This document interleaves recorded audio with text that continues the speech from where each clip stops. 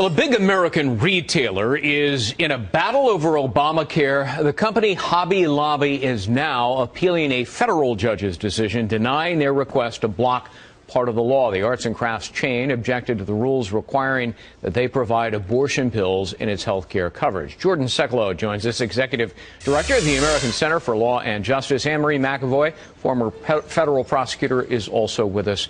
Jordan, let me start with you because they object to the morning after and week after pills. They're a Christian-owned company. And they say, look, this is really abortion to us. And it is widely considered, especially the week after pill, an abortion-inducing type drug. But the U.S.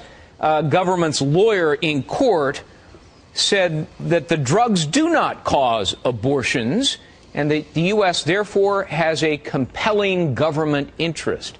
Is he wrong on both of those? Yeah, I think he's wrong on both because of the First Amendment scrutiny here when we talk about the freedom of religion.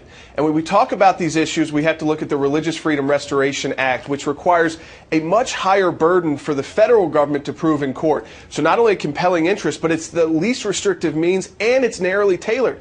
Well, we look at the HHS mandate, we already see they're making exceptions for some, but not others. And people may say, well, what about these private companies? Why are they the ones challenging it here? I think it was important to point out, Greg, first, this is not about all contraception. It's about the morning after, the week after pill. And then second, if you look at these cases before, these companies, even in states that had these mandates, did not have to comply. They were already exempted. So when you look at the higher level of scrutiny and recent cases like Citizens United, which have said that not only individuals but corporations have First Amendment rights like the freedom of speech, there's a real argument to say they also have the free exercise of religion. Yeah, Anne-Marie, to that point, the federal judge, his name is Joe Heaton, said, look, I realize that religious organizations do have some constitutional protections from forcing the coverage for birth control devices and so forth.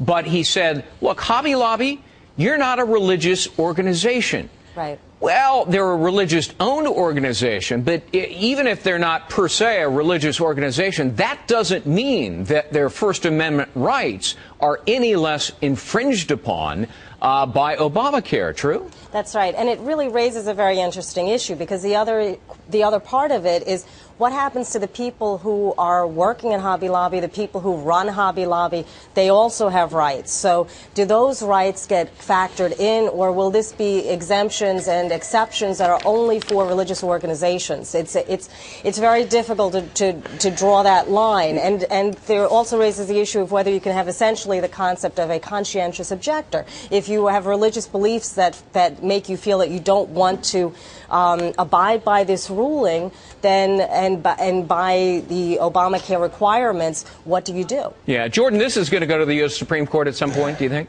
There are 40 active cases right now. And, Greg, actually 3 judges have already said private companies in 3 different circuit courts, district courts, federal courts appealed now, have said that these private companies do have the ability to challenge this, that it is unconstitutional. They've gotten the preliminary injunctions they've asked for. This one judge is the first to deny the injunction, and there's been one case dismissed on appeal. So 40 cases. We're not even to the actual religious organizations who are challenging it, because that'll begin when that goes into effect in August.